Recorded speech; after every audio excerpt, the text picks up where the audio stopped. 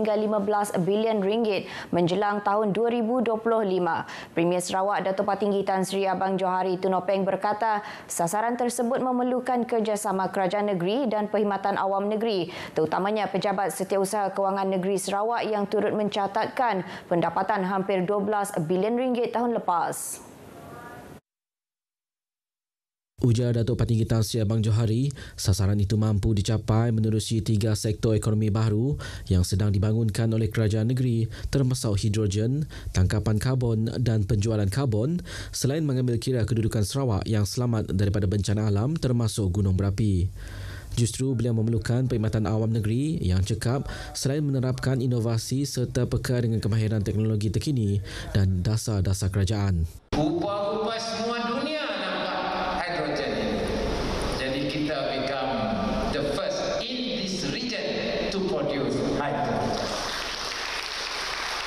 Kalau ini berlaku, bermakna kita boleh export new commodity dan this will give extra revenue to Sarawak. Part of our re-engineering process. Dato' Patinggi Tan Sri Abang Johari berkata demikian pada program Team Building Pejabat Setiausaha Kerajaan Negeri Sarawak di Kuching. Program 3 hari yang bermula Jumaat lepas bertujuan membangunkan komunikasi efektif, strategi yang baik, kecekapan dan ketepatan serta kerjasama berpasukan selain kemahiran komunikasi dalam kalangan 200 kaki tangan terlibat. Kerjasama semua lapisan rakyat berbilang kaum dan agama, badan bukan kerajaan NGO serta agensi-agensi kerajaan adalah penting dalam menjayakan usaha menjamin perpaduan serta keharmonian sedia ada di negara ini. Menurut Menteri Perpaduan Negara Dato' Aaron Agodagang, konsep perpaduan dalam kepelbagaian yang wujud sudah sekian lama ini merupakan aset serta kekuatan negara untuk terus melangkau jauh ke arah mencapai kemajuan serta pembangunan pesat yang lebih mampan. Jelas Dato' Aaron, rakyat berbilang kaum dan agama di Malaysia perlu menyemai semangat usaha sama untuk mencapai tahap toleransi serta kesefahaman antara satu sama yang lain. Tambahnya, semangat ini seterusnya akan memperkasakan konsep Malaysia Madani yang dilaungkan oleh Perdana Menteri Datuk Seri Anwar Ibrahim yang mengutamakan kesejahteraan rakyat. Beliau berucap merasmikan program Harmoni 2023 peringkat negeri anjuran Jabatan Perpaduan Negara dan Integrasi Nasional yang berlangsung di Kompleks Dewan Undangan Negeri Sarawak. Dato' Aaron kemudiannya menyempurnakan penyampaian sumbangan kepada wakil-wakil daripada penghuni Rumah Seri Kenangan dan golongan warga emas setiap agama selain penyampaian sijil penghargaan kepada pengetua Rumah Seri Kenangan, wakil penganut agama serta NGO. Program pemerkasaan wanita sentiasa menjadi antara keutamaan kerajaan negeri bagi meningkatkan kemahiran golongan ini dalam pelbagai aspek. Timbalan Menteri Pelancongan, Industri Kreatif dan Seni Persembahan, Datuk Sebastian Ting Chiu Yu berkata, ini kerana ia merupakan salah satu tonggak pembangunan merangkumi segala aspek dalam negeri dan negara. Jelas Datuk Sebastian, ia seperti aspek keusahawanan yang kini diceburi oleh ramai wanita untuk menambah sosioekonomi mereka dan keluarga. Ke arah itu, beliau amat menggalakkan penyertaan wanita dalam apa jua program kemahiran yang dianjurkan untuk manfaat kepada diri dan keluarga. Beliau berucap merasmikan Majlis Makan Malam Persekutuan Perkumpulan Wanita Sarawak bersempena Mesyuarat Perwakilan Induk PPWS sesi 2023-2024 di Miri. Dalam pada itu, beliau menyeru PPWS supaya terus menganjurkan pelbagai program dan aktiviti yang bermanfaat bukan sahaja kepada ahli, malah untuk golongan wanita di negeri ini termasuk di luar bandar. Beliau turut mengumumkan geran RM10,000 kepada PPWS Bintulu dan Miri untuk penganjuran aktiviti mereka. Notis pemakluman kepada orang ramai berkaitan kesesakan di Jabatan Kecemasan dan Trauma ETD, Hospital Umum Sarawak HUS termasuk usaha memindahkan kes bukan kecemasan ke klinik kesihatan berdekatan telah dipaparkan bermula 22 Februari lepas. Menurut Pengarah Jabatan Kesihatan Negeri Sarawak, Dr. Uy Chu Hak, notis bertujuan menghebahkan kepada orang awam dan pesakit bukan kecemasan supaya mendapatkan rawatan dengan cepat dan mudah di klinik kesihatan. Ini secara langsung membantu pesakit kes kecemasan dirawat dengan lebih rapi oleh para petugas ETDHUS. Walau bagaimanapun, Dr. Uy menegaskan pesakit bukan kecemasan yang datang di ETDHUS masih akan diberi rawatan oleh petugas perubatan. Namun, tempoh menunggu untuk diperiksa akan mengambil masa yang lebih panjang dan lama berbanding dengan perawatan di klinik kesihatan. Ini kerana keutamaan akan diberikan kepada pesakit kes kecemasan terlebih dahulu.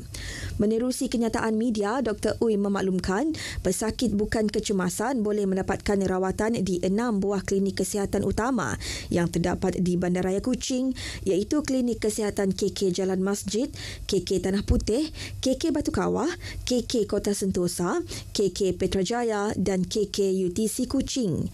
Selain di KK Taman Malihah, KK Pantai Damai serta 6 buah klinik komuniti, iaitu Klinik Komuniti KKOM Demak Laut, KKOM Matang, KKOM Tabuan Jaya, KKOM Stutong, KKOM Batu Kawah dan KKOM Kota Padawan. Semua klinik ini mempunyai pegawai perubatan yang berupaya memberikan perkhidmatan kesihatan berkualiti kepada penduduk setempat.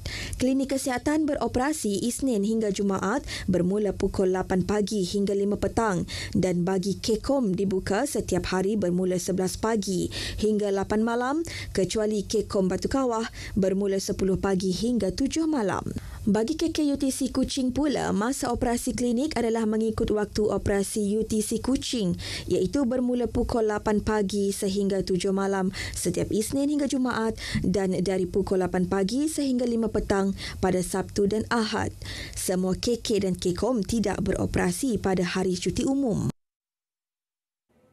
Pembentangan Belanjawan 2023 pada Jumaat lepas yang turut memberi fokus terhadap pemerkasaan industri latihan pendidikan teknikal dan latihan vokasional TVET dilihat akan meningkatkan jumlah tenaga mahir dan berdaya saing pada masa akan datang. Menurut Clement Empaling yang merupakan pensyarah kanan Ketua Program Sarjana Muda Sains Kepujian dalam Agroteknologi di sebuah institusi pengajian tinggi di Kuching, usaha ini akan memudahkan majikan untuk mencari graduan daripada bidang TVET. Macam kompetensi. So sekarang ini kita tahu negara kita Malaysia mempunyai banyak program, terutamanya short course, iaitu program kecekapan, dan juga satu lagi ada SLDN, okey, skim latihan dual nasional. Dan ini sebenarnya dapat membantu bagi para pekerja yang telah lama bekerja tetapi tidak mempunyai kompetensi.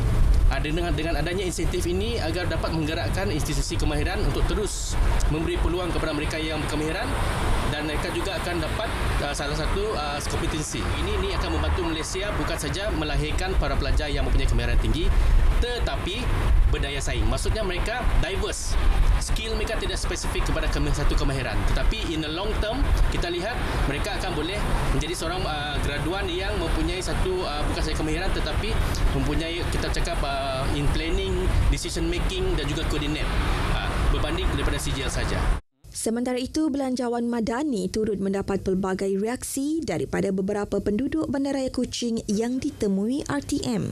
We just hope for the best lah. So we can't hope for much higher things. So yeah, we just wait for the economy to rise back, and then we can hope for better things lah. Untuk Sarawak masih banyak projek yang belum diselesai, banyak benda yang perlu dipolah di Sarawak. Minta maaf lah nak nyebut macam rumah PPRT ke, ada yang belum siap. Setahun lebih pun ada juga rumah PPRT belum siap. Beramik rasa peruntukan perlu jual lah untuk benda-benda macamnya. Di mana kerajaan memberi bajet untuk pertubuhan pasukan khas di bawah D11, di mana mereka lebih fokus untuk menekankan membenteras pornografi kanak-kanak. Itu sesuai untuk mereka yang zaman sekarang, remaja zaman sekarang, kanak-kanak yang membesar, di mana mereka sangat fokus dengan sentiasa bermain dengan telefon, tidak berkembang dengan baik. Yang saya boleh simpulkan adalah kemudahan yang terkini kepada rakyat Malaysia, terutamanya kepada B40, pelajar PTPTN dan keluarga yang mempunyai anak-anak yang ramai, tanggungan anak yang ramai. Sebagai contoh, ibu bapa yang mempunyai anak-anak yang lepasan universiti yang tidak dapat kerja lagi. Jumaat lepas, Perdana Menteri Datuk Seri Anwar Ibrahim di Dewan Rakyat membentangkan belanjawan 2023 memperuntukkan RM388.1 bilion dengan RM289.1 bilion untuk belanja mengurus, RM99 bilion bagi belanja pembangunan. Baik, perkongsian itu tadi mengakhiri berita dari Sarawak. Salam Malaysia Madani dan kita kembali bersama Azam di Angkasa Puri.